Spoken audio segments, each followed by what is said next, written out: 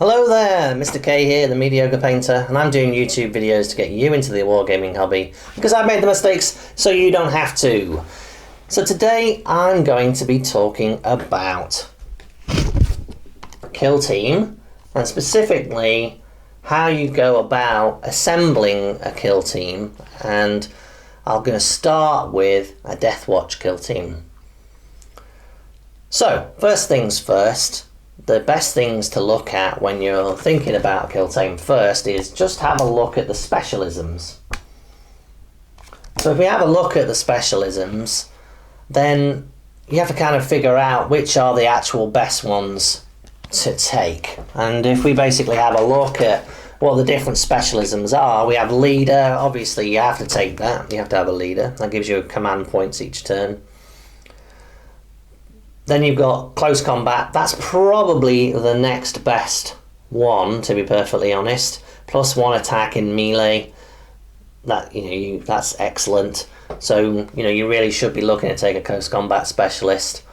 And then you got those are the two must-haves. And then you've basically got comms, which I think is probably the next best. That's +1 given to hit for a model within 6 inches of the person who's got the comms skill. Probably heavy is the next best, and that gives you no penalty to move and shoot if you're carrying a heavy weapon. Zealot's also pretty good, probably the next one I would consider taking, and that's a +1 attack and +1 strength in a charge. Could be pretty handy. You then have Scout, which basically can re-roll advances. I quite like that, that's pretty good. And the ones that are kind of left, you've got basically Demolition, which is +1 to wound for obscure targets, which is a kind of, okay. You have a Medic, which is who's never shaken. Well, okay, but if you're taking like a Marine kill team, they don't really run away anyway, so why would you take that? Sniper gets to re-roll ones. Well, okay, so you get to re-roll something that you do 1 in 6 times. To me, that's not that great. And then you've got a Veteran, which basically ignores penalties to leadership. So when I look at that, really, the top 4 or 5 I consider taking would basically be combat, comms, heavy, zealot, scout. Those are the 5 that I would really have a good look at. Okay, so let's have a quick look at the Deathwatch. Okay, so I wanted to start with the Deathwatch because they kind of help you cover a number of different options, really, because kind of they help you to ascertain, a Marine kill teams as well. So one of the things about the Deathwatch is they have this special issue ammunition, which kind of dictates to you right from the beginning what you should be looking to do with your kill team. So basically you get these special issue ammunitions. You have Dragonfire Bolt, which adds 1 to hit rolls for the weapon when you target a model that is obscured. You get a Hellfire round. This weapon always runs on a 2+. Now for me, as soon as I saw that, I was like, okay, there we go, no need to read the rest. That's the one to take. You then have Kraken Bolt, which adds +3 inches to the range of the weapon if it's a pistol, otherwise it's 6 inches, and you improve the armor penetration by -1. And then you have a Vengeance round, which actually subtracts 3 if it's a pistol, or 6 inches otherwise, and improves the armor penetration by -2. Now, if you go and have a look at Math Hammer, then they've done like an assessment on what ammunition you should be taking, and they kind of push you towards the Vengeance rounds. The thing is about the Vengeance rounds, there are lies and there are damn lies and there are statistics. In order to get to use that additional armor penetration, you have to have first hidden the target and rolled a successful wound roll. So to me, armor penetration is not as important as your ability to hit and your ability to wound. Also, in the revised edition of 40k rules, you no longer get bonus modifiers for carrying certain types of weapons at short or long range like you used to. That's kind of gone away. So your ballistic skill is what you're going to be rolling to hit the majority of the time, plus modifiers if they're in cover and things like that. So really, it's kind of fixed now in terms of your ability to hit is basically down to the models that you choose. It's not quite like it was before, where you could supplement their poor ability to shoot perhaps with a model which had like +1 to hit at short range or long range, like the galvanic rifle used to do. So really, that's kind of fixed. So what makes the most important role really in the game is the ability to wound. And having a Hellfire round, which means your wound are 2+, is going to be exceptional.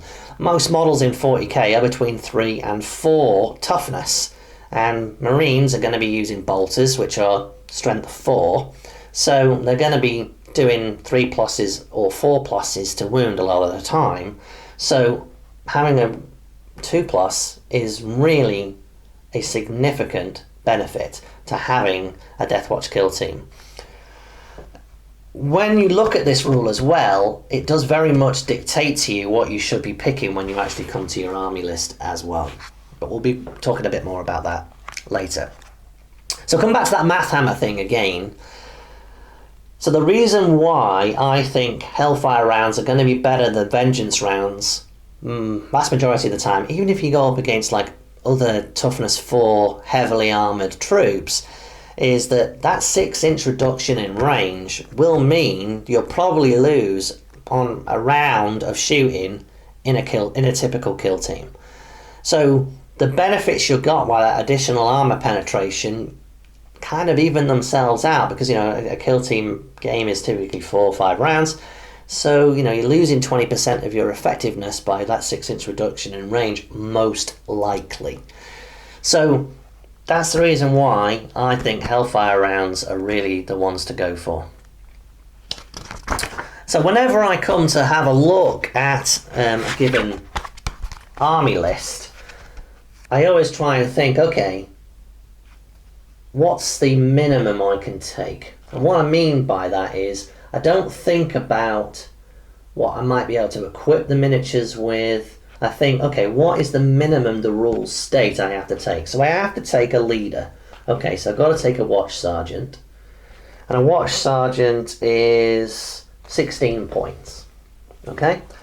So I've got the points list here.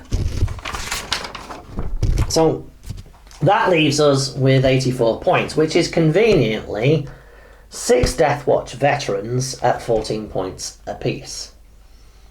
So that kind of gives you a little bit of a benchmark in terms of how you might put together your kill team. So if I just take straightforward leader, 6 Marines, just take them standard as they are, and not really looking at the army list, just take what they've actually already got themselves equipped with, which is a bolt gun and frag and crack, then I've got 7 models, that gives me 7 wounds, that gives me 7 shots at long range. Okay, rapid fire range I'll get more, and 15 close combat attacks, I think, because they've got 2, they've got 2 close combat attacks, the veterans, and the watch sergeants have 3. So Deathwatch are really quite good in close combat. It's kind of annoying actually that you can't give them all knives and to give them an additional attack in close combat, or chainswords even. And that's one of the things I don't like actually about some of the rationalised rules that they've come up with. The bolt gun, for example, the old humble bolter, is firing rounds like this, the size of my eyeball, and it doesn't have any armour penetration anymore.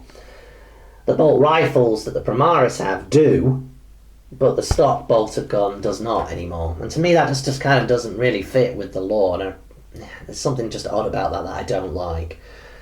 Also, chainswords and combat knives are kind of the same.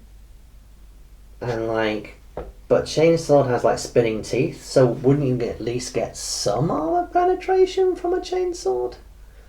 So things like that, this isn't quite right yet. It needs a bit more thought, I think, from Games Workshop. I don't like some of these revisions at all. I still think it's not right. But anyway, coming back to what we saw before with the Hellfire rounds, right? Hellfire rounds work in bolters and bolt-related weapons. Okay, so looking at the list, what presents itself as attractive to you with bolt weapons? And to me, the one that really stands out is a Stalker pattern bolt gun. It's got a range of 30 inches, it's a heavy 2, strength 4, -1 on the armour penetration. Granted, it's a heavy 2, so if you move and shoot, you're going to be suffering a -1 penalty, but you're getting 2 shots at 30 inches. So that basically means you'll be able to hit absolutely everything on a typical kill team board the entire game. So having your entire squad with Stalker pattern bolt guns really is something to try and aim for. Especially when you're talking about having them with Hellfire rounds, because they're going to wound on a 2+. And the other thing about Hellfire rounds is it kind of negates really wanting to take a gunner with a heavy weapon,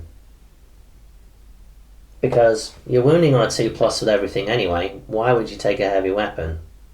To me, I'm not sure that makes a great deal of sense. Now granted, you could make that guy a heavy specialist, which means that he doesn't get a penalty for moving and shooting, but he is 2 points more than the standard vet. However, the way the point system works in this, Games Workshop are directing you in a very particular way. So if we just look at loading out this team with a sergeant and veterans, all with Stalker pattern bolt guns, then we're basically looking at 92 points. So you sort of are getting pushed here towards taking a Black Shield, who is 16 points, and a gunner at 16 points as well, in order to be able to absorb the additional points that you're going to use up. And if you look at that sort of loadout, you're going to end up with probably fitting out your Black Shield with a Stalker pattern bolt gun and a maul to give him something in hand-to-hand combat, because he is a close combat guy. And I would probably equip another veteran with a maul as well, to try and balance your team a bit, to actually have a couple of guys who've got something specialist for close combat. And I would take a gunner, make him a heavy, because that way you have at least one guy who doesn't have the penalty to move and shoot with the heavy Stalker pattern gun. Now, I'd probably take a combat specialist and a heavy. I'd make the gunner the heavy, the comm specialist one of the veterans, and obviously the leader's the leader. Now, I think a lot of people would probably say, well, we'll make the close combat specialist the Black Shield. And I'm like, well, the Black Shield's pretty damn good as he stands anyway. I mean, he's got 3 close combat attacks. You give him a power maul, he's going to be very handy. Do you really need to give him an additional attack? I think perhaps you are better laying that additional attack onto another veteran with a maul. So basically you've got 2 guys who've got 3 close combat attacks. Actually, you'll end up having 3 guys with 3 close combat attacks, because the watch sergeant is pretty handy as well. So if we look at that loadout, which is basically a sergeant, a Black Shield, 3 veterans and a gunner, we've got 6 wounds this time. We've got 12 shots because we picked the Stalker pattern bolt gun, and we've got 15 close combat attacks. That's exactly 100 points. That is a really strong, straight up and down, veterans based, regular Marines kill team. Now, you can also take Primaris as well as your Deathwatch team. Now, it's a little bit confusing to work out what the points cost is. I recommend you use Battle Scribe to help you out here, so you actually understand how it actually works, because the rules can be a little bit confusing. So when you add an Intercessor or Reaver to your command roster, you can choose for it to have Deathwatch faction keyword instead of Adeptus Astartes. If you do so, it gains the special ammunition ability, but you must use the points values on page 91 for its ranged weapons. So it makes it a little bit tricky for you to actually kind of work out what the costs per model actually are. So, looking at that, you're, say, a Reaver with a bolt carbine and a heavy bolt pistol is basically 20 points. And a Reaver Sergeant with a bolt carbine and a heavy bolt piston is going to be 21 points. And then a standard Reaver with a bolt carbine with a whole heavy bolt pistol is 20 points. An Intercessor Sergeant with a chainsaw and an auto bolt rifle is 20 points. And a straight up Intercessor with an auto bolt rifle and a bolt pistol is 19 points. If you add those things together, then you basically get 100 points. So we've got 5 models now, with 10 wounds, 10 shots, and 13, I think, close combat. So to me, you know, a Primaris loadout makes a lot of sense because it's got the staying power with those additional wounds. And I have to admit, I really like the bolt carbine and heavy bolt pistol combination that Reavers get. I think that that's an excellent all-round ability that really suits the kill team game. In the kill team game, you've got these Reavers basically running at you, trying to get as close to you as possible. They move pretty quick at 6 inches a pop. And, you know, with a bolt carbine, the bolt carbine is basically range 24 assault 2. So you're getting 2 shots per turn with, you know, basically with assault. So you can basically move and advance and take a penalty, and range of 24. So for me, really, really good loadout having the old bolt carbine. And the heavy bolt pistol as well, you know, gives you that -1 armor penetration when it comes to close combat as well, which is really nice to have. And, you know, I would preferably, you know, take an entire 100 points worth of Reavers if I could, but you can't quite do that because basically the Sergeant's 21 points. So you can't quite do that, so you have to jig things around a bit. But an Intercessor Sergeant actually really makes sense to take as well, actually, because at 20 points he's a bit of a bargain, to be perfectly honest. And try and load him out with sort of a similar sort of deal, basically. You know, load him out with an auto bolt rifle, which is basically, you know, the same as a bolt carbine, to be perfectly honest. It's assault 2, strength 4. I don't even know why Games Workshop bothered differentiating the two. I guess Intercessors have one and Reavers have another, but, you know, to me, again, that strikes me as somebody's not really thought about that, because what's the point in it being identical? I mean, it's not like it's a different weapon for a different faction. So, you know, for me, that looks kind of nice. Obviously, you know, you can give the Sergeant, the Intercessor Sergeant, a chainsword. You should take that because basically you get an additional attack in close combat. I'm like, chainsaws and combat knives are the same in close combat? I mean, I'm like, really? You know, to me, that just doesn't work out right. There are a number of things in Kill Team I don't particularly like. I actually prefer Shadow War Armageddon, because the old close combat rules in 2nd edition, 1st edition, sort of 1.5 edition 40k work really well in a skirmish game. Don't work well in a significant army game. So I'm absolutely totally for it going in 40k. But in Kill Team, those old close combat rules work really nicely because it's typically one-on-one miniature action, and you can afford to spend a little bit of time doing more dice rolls. And to me, it feels a bit more like a close combat action than just a straightforward hit and wound kind of rolling. Also, there's other things as well in Shadow War Armageddon that I like. I think the points balance is better across the teams because the rules are a little bit more mature and the points cost were a little bit more mature. And actually, for a skirmish game, the short range, long range bonuses for weapons actually is kind of nice too. The ammo roll rules as well in that game also kind of makes things kind of interesting too. Though to be honest, I was never particularly happy that your gun would jam on a 6. I always felt better that it would be better if it jammed on a 1.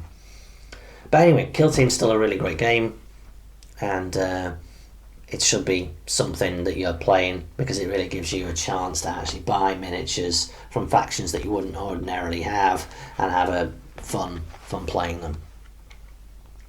So that's what I think is probably the best Loadout. Going to be down to a Primaris selection. In terms of the specialisms, having one of those Reavers as a scout is really good, re-rolling fail advance.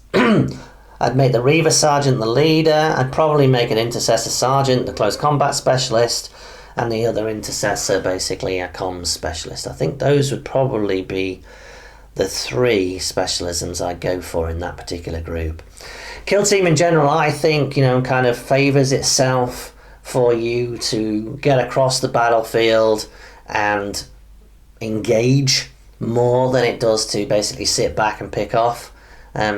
Simply because of the ranges involved. You're typically playing on a small-ish board, 3 foot by 3 foot typically. So having big, long range, heavy weapons doesn't kind of make an awful lot of sense. What really matters is number of shots, and so that's why I really like the assault 2 weapons or the heavy 2 weapons. Getting those shots off is really what's going to matter, and I think you would do very well out of having this Primaris loadout, with the 5 models, or having the straight Deathwatch one with the 6. I think they would both be very good teams. I just think I like that extra wound on those models, make them just a little bit more durable, and also there's a really nice balance with the Primaris, especially the Reavers, because you've got a weapon that you can use in hand-to-hand combat with that heavy bolt pistol with the Reavers in particular, which gives you that extra armor penetration. Otherwise, the Deathwatch, like in close combat, they're basically using their fists, and I know that they're strength 4 and all, but it just doesn't seem right to me that they don't automatically get a close combat knife. I mean, it just doesn't fit. But then, if they did that, it wouldn't quite fit with the rules where a close combat knife gives them an extra attack. So anyway, to me, it doesn't seem like it's perfectly thought through yet on these things. I mean, I guess, his 8th edition's relatively new, and errata will maybe straighten that out, but to me, it's not quite right. This just doesn't feel right. Anyway, I hope you found that interesting. If you did, please like and subscribe. I will be doing more. Catch you next time.